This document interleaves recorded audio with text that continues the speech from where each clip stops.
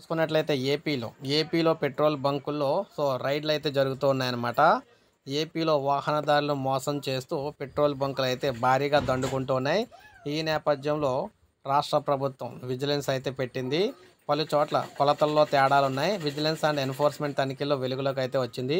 ఆకస్మిక దాడులు కొనసాగుతూనే ఉన్నాయి. ఇక్కడ మీరు చూసుకున్నట్లయితే పెట్రోల్కి సంబంధించి రాష్ట్రంలోని అన్ని పెట్రోల్ బంకుల్లో నకిలీ ఎలక్ట్రిక్ చిప్పులు అమర్చి తక్కువ పరిమాణంలో పెట్రోల్ డీజిల్ కొడుతున్నట్లు విజిలెన్స్ అండ్ ఎన్ఫోర్స్మెంట్ తనిఖీల్లో వెలుగు చూసింది. పెట్రోల్ పంపుల్లో ప్రవాహానికి అంతరాయం కలిగించేలా ఒరిజినల్ సర్క్యూట్లను మళ్లించి ప్రతి 10 లీటర్లకు 1 లీటర్ చొప్పున డీలర్లు అనుచిత లబ్ధి పొందుతున్నట్లు గుర్తించారు.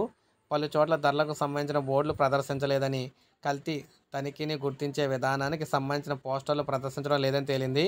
Vigilance and enforcement DG Harish Kumar Gupta ఆదేశాలు జారీ చేశారు. ఈ మేరకు రాజమహేంద్రవరం, ఏలూరు, విజయవాడ, గుంటూరు, ఒంగోలు, నెల్లూరు, తిరుపతి, కడప, శ్రీకాకుళం, విశాఖపట్నం, కర్నూలు, అనంతపురంలోని మొత్తం 73 పెట్రోల్ బంకుల విజిలెన్స్ బృందాలు అయితే ఈ నెల 22న ఏకాంలో తనిఖీలు నిర్వహించాయి. అందులో వెలుగు చూసిన అక్రమాలు, ఉల్లంఘనలను డీజీ ఇక్కడ అందరికీ తెలియజేశారన్నమాట వాహనదారులకు.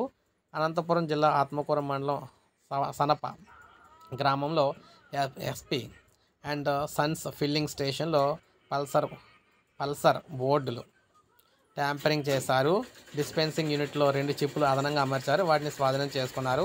కర్నూలులో ఓ ప్రైవేటు బంకు సంబంధించిన డిస్పెన్సరీ యూనిట్లో క్రమరహిత డెలివరీ ఉంది. దీనిపై కేసు నమోదు చేసి అపరాధ రుసుమైతే విధించారు. రాజమహేంద్రవరం, ఏలూరు, నెల్లూరులో పలు బంకుల్లో కొలతల్లో తేడా ఉంది. వీరందరిపై కేసులు నమోదు చేయడంతో పాటు పెట్రోల్, డీజిల్ను స్వాధీనం చేసుకున్నారు.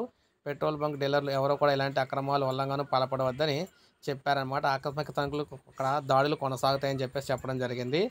వాహనదారులను అయితే భారీగా మోసం చేస్తూ పెట్రోల్ బంకులు అయితే డబ్బులు దోచుకుంటూ ఉన్నాయన్నమాట.